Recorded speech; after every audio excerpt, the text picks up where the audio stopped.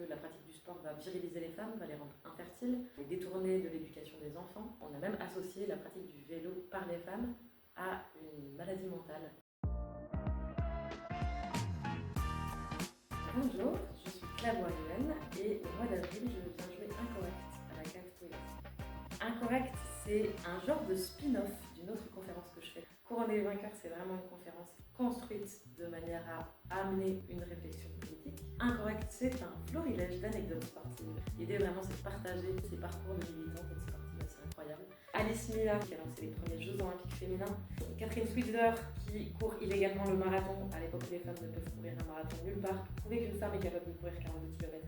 Rena Rustic-Kanokoji, qui se travestit pour pouvoir participer aux compétitions de judo. J'en oublie 1000 et je suis déjà hyper frustrée de ne pas pouvoir toutes les citer. Ça s'appelle Incorrect parce que c'est une citation de Pierre de Coubertin qui disait qu'une Olympiade féminine était inintéressante, inesthétique et incorrecte. Donc c'est un peu un pied de nez.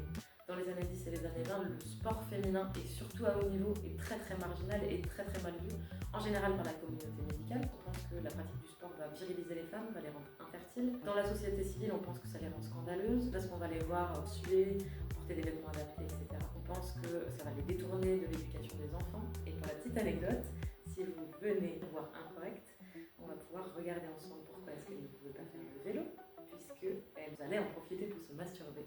On a même associé la pratique du vélo par les femmes à une maladie mentale liée à une forme de sexualité débridée.